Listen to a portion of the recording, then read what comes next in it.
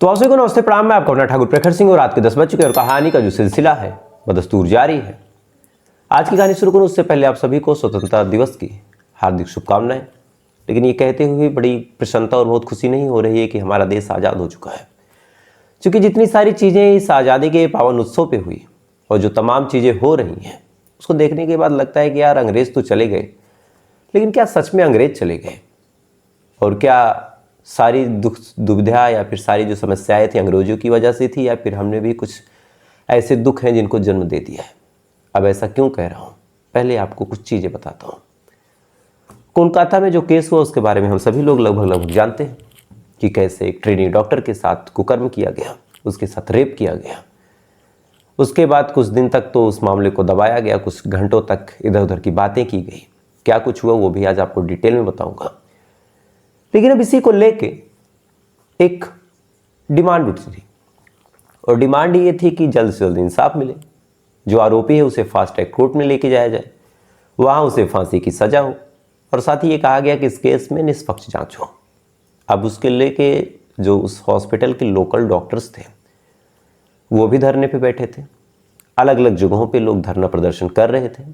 अलग अलग हॉस्पिटल में नॉन इमरजेंसी सेवाएं बंद कर दी गई थी, और कुछ लोकल संगठन जैसे एसएफआई और ये तमाम ऐसे छात्र संगठन वो भी अपने आप को इस धरने की आग में झोंक चुके थे। सब लोग ये इंसाफ चाहते थे कि बिटिया को जल्द से जल्द इंसाफ मिले, उस बहन के लिए जितने आरोपी हैं उनको कम से कम सजाए मौत मिले, वो भी कम से कम। ये तमाम चीज़ें चल रही थी, लेकिन इसके अंदर एक और चीज़ चल रही थी, जहाँ हम लोग न्याय व्यवस्था कानून तमाम चीज़ों की बात कर रहे थे। एक पक्ष ये था कि राजनीति हो रही है, लेकिन खुले तौर पे कोई नहीं कह रहा था, क्योंकि कोई ऐसा सबूत कोई ऐसा सुराग नहीं था कि इस केस में कोई राजनीति हो रही है।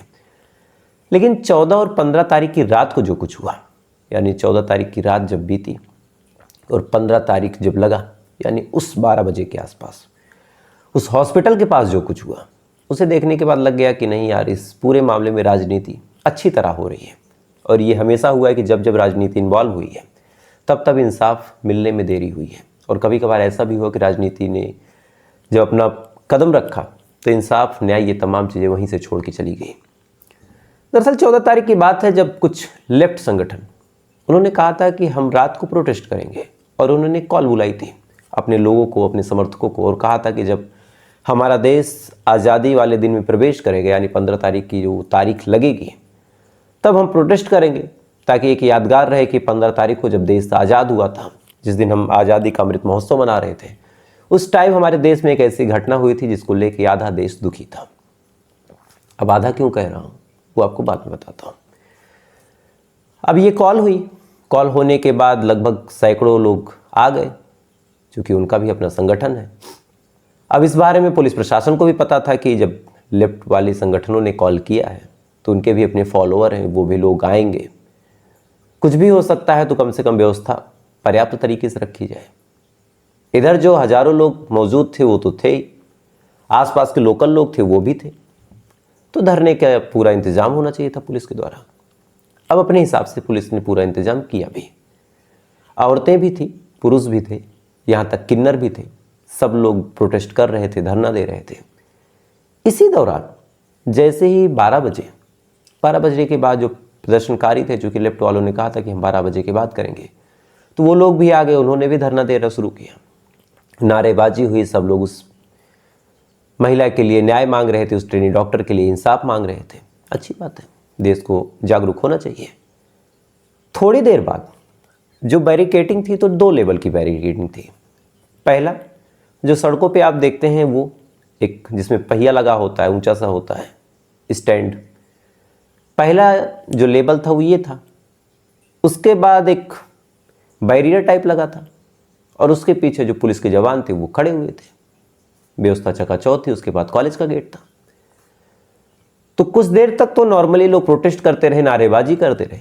इसी बीच कुछ लोगों ने अचानक से आगे आके उन बैरिकेडिंग्स को खींचना शुरू कर दिया। बैरिकेडिंग खींची, बैरिकेडिंग खींचने के बाद पुलिस वालों ने उधर से हाथ लगाया कि भाई गिरने ना दिया जाए। 2-4 मिनट जद्दोजहद चलती रही। अब इधर वाले जो लोग थे वो इधर की तरफ खींच रहे थे, पुलिस वाले उधर की तरफ खींच रहे थे, तो मामला जो था बराबरी पे बना हुआ था। इसी दौरान न्यूटन का एक नियम लगा उसमें, और सिंपल नियम ये था कि जिधर पुलिस वाले खींच रहे हैं अगर उधर ही हम धक्का दे दें तो पुलिस का फोर्स प्लस इनाम इंसानों का फोर्स, एक ही डायरेक्शन बैरिकेटिंग हो जाएगी, उसके बाद उधर गिर जाएगी। अचानक से इन लोगों ने अपोजिट डायरेक्शन में जब फोर्स लगा दिया तो बैरिकेटिंग्स गिर गई। गिरने के बाद जो हुआ वो बड़ा बेबस था। फौरन जो लोकल वहाँ पे पहले से मौजूद थे और बैरिकेटिंग के उस पार जो कॉलेज के डॉक्टर्स थे जो खुद धरने पे बैठे थे, जो रेजिडेंशियल डॉक्टर्स थे उस जगह के, वो पीछे से हाथ जोड़ के मना कर रहे थे कि आप ऐसा मत कीजिए, शांति से प्रोटेस्ट कीजिए, लेकिन उनकी भी किसी ने नहीं सुनी। उन्होंने अपना बाकायदा टेंट वेंट लगाया था। फौरन भीड़ हटती है और अंदर से कुछ 50 एक लोग हाथों में डंडा लिए, तमाम हथियार लिए आगे आते हैं। नौजवान थे। पुलिस वालों को भागना पड़ता है चूँकि उनकी संख्या कम थी। फ़ौरन वो हॉस्पिटल के अंदर घुसते हैं। घुसने के बाद सबसे पहले जो डॉक्टर्स प्रोटेस्ट कर रहे थे उन्होंने जो कुछ तंबू और कुर्सियां लगाई थी उनको तोड़ना शुरू किया। यानी अपने ही, अगर उस्ताद देने आए थे तो आप सोच के देखिए कि अपने ही जैसे काम करने वालों को वो मार रहे थे। पूरा तंबू तोड़ डाला, पुरानी कुर्सियाँ तोड़ डाली, तमाम जो चौकियाँ थी अस्त व्यस्त कर दी। उसके बाद थोड़ा सा और आगे बढ़े तो एक पुलिस चेक पोस्ट था, एक चौकी बनी हुई थी। अब चौकी का काम क्या था कि उसमें कोई इमरजेंसी केस हो, कोई एक्सीडेंटल केस हो तो ऐसे हालात में वो मैनेज करती, कम से कम लोकल कंप्लेन लिखवाती और साथ ही डॉक्टर तुरंत ट्रीटमेंट शुरू करते और कोई ऐसी दिक्कत ना हो, इस वजह से वहाँ पहले चौकी बनाई गई थी। और कहा जाता था कि जो संजय रॉय है वो इसी चौकी में आके बैठा करता था। तो फ़ौरन उस चेक पोस्ट को तोड़ा गया, उसको उखाड़ के फेंक दिया गया। पुलिस वाले अपनी जान बचा के भागे। उसके बाद ये लोग हॉस्पिटल के अंदर घुसते हैं और उस बिल्डिंग में घुसते हैं जिसके 3rd फ्लोर पे ये जघन्य अपराध हुआ था। घुसने के बाद सबसे पहले पूरे इमरजेंसी वार्ड में जाते हैं, यानी इमरजेंसी वार्ड जहाँ पे जीवन मरण की बात होती है तब उसमें एडमिट किया जाता है। उसमें जाते हैं, जाने के बाद उसमें तोड़फोड़ शुरू करते हैं। तोड़फोड़ शुरू करने के बाद तमाम कुर्सियों को, तमाम बेड को, तमाम जो महंगी महंगी मशीनें थी, वेंटिलेटर सिस्टम था जो, और तमाम चीज़ें थी, उनको तोड़ते हैं।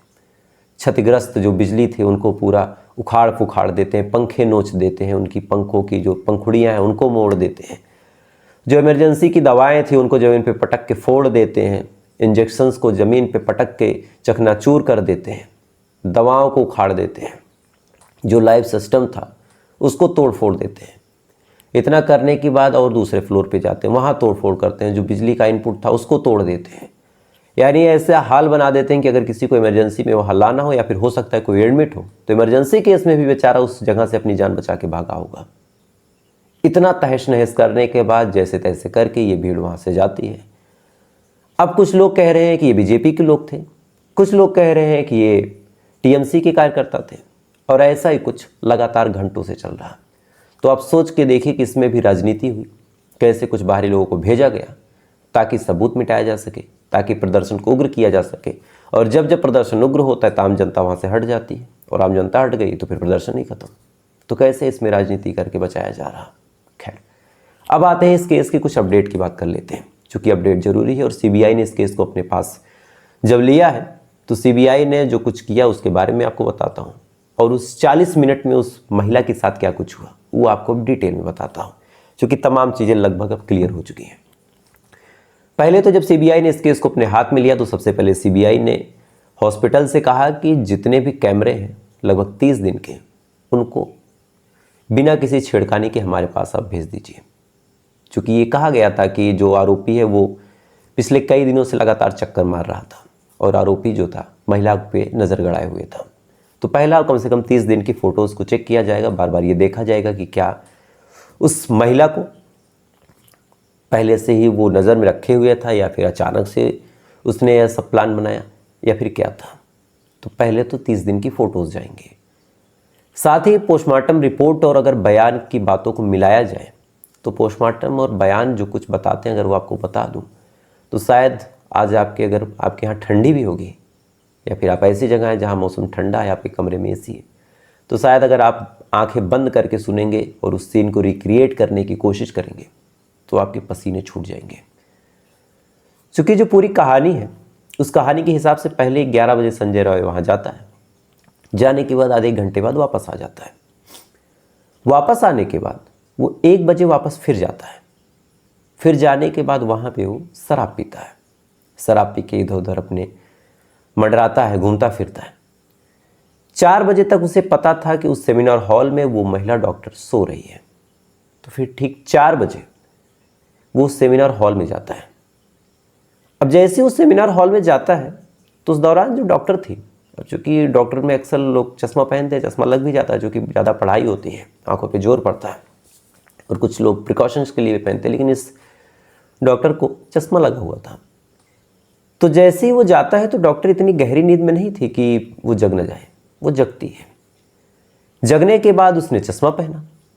चश्मा पहनने के बाद उसने देखने की कोशिश की कि कौन है, लेकिन ये तमाम चीज़ें जब तक हो पाती तब तक संजय रॉय या फिर और भी जितने लोग थे, अभी ये श्योर नहीं है कि संजय रॉय ही था, लेकिन कम से कम संजय रॉय तो था, ये आप मान के चलिए। तो संजय रॉय और बाकी जो भी लोग रहे हों, तो अभी तक संजय रॉय का नाम है तो उसका ही नाम लेंगे, तब तक कितना करीब पहुंच चुका था कि वो महिला डॉक्टर बेचारी उठ नहीं पाती। लेटे लेटे उसने चश्मा बगल से उठा के पहना होगा, चूँकि रात में उसे साफ दिख भी नहीं रहा होगा। तो जब उसने चश्मा पहना उसके बाद तब तक संजय रॉय काफ़ी पहुंच चुका था करीब। उसने पूछने की या फिर भागने की कोशिश की होगी, अचानक से उसे ताजुब लगा होगा कि कौन है।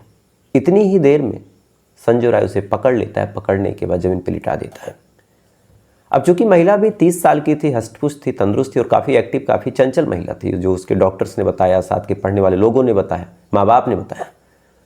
तो उसने भी फिर संघर्ष करने की कोशिश की। इस दौरान संजय ने मुक्के से उसके आंखों पे और चश्मे पे वार किया। चूँकि सर पे मार रहा था, इस दौरान आंखों पे लगा। कांच का चश्मा फूटता है और वो कांच आंखों में जाके चुभ जाता है। आंखों में वो चश्मा जब चुभा, दोनों आंखों में, अब आंख में कुछ चुभ जाए, कुछ कीड़ा पड़ जाता है तो कितनी असहनीय दर्द, कितनी तकलीफ होती है। यहाँ तो कांच चुभा था, तो कायदे से कहें तो दोनों आंखें फूट जाती हैं। दर्द से बदहवास वो महिला चिल्लाती होगी। चिल्लाने के ही दौरान संजय ने उसके मुंह को दबा दिया। मुंह को जब दबाया तो उस दौरान उस महिला ने उस चेहरे को नोचने की कोशिश की। इस संघर्ष में जब उसने नोचने की कोशिश की तो फिर उसने उसकी हाथों को पकड़ के मरोड़ दिया, और ऐसा मरोड़ा कि दाहिने हाथ की जो रिंग फिंगर है वो टूट गई और हाथों के नाखून उखड़ गए। मतलब कितनी बर्बरता के साथ उसने ऐसा किया कि रिंग फिंगर टूट गई। इसके बाद फिर उसने गले पे, मतलब चेहरे से हाथ नीचे किया, चाहे जानबूझ किया गलती से, और ऐसा नहीं कि अभी कुछ और, अभी आपको डिटेल बताता हूँ। शायद गलती से उसका हाथ नीचे हुआ, चेहरा दबाते दबाते उसने गला दबाना शुरू किया, और इधर बेसहारा दर्द, बेतहासा तकलीफ, आंखों में चुभन, आंखें फूट चुकी हैं, उंगली टूट चुकी है, नाखून उखड़ चुके हैं, इतना भयानक दर्द। और इधर गले पे जब उसने प्रेशर दिया तो महिला बेहोश हो गई। अब बेहोशी की हालत में उसने जो कुछ किया ये बेइंतहा था। दरअसल बेहोशी की हालत में उस महिला के जब उसने कपड़े वगैरह उतारे तो इस दौरान पैर को इतना स्ट्रेच किया, इतना स्ट्रेच किया, खींचा कि कूल्हे की हड्डी टूट गई। और कूल्हे की हड्डी जब टूटी तब उस महिला के प्राइवेट पार्ट से खून निकला। उसके बाद बेहोशी की हालत में उस महिला के साथ इसने रेप किया।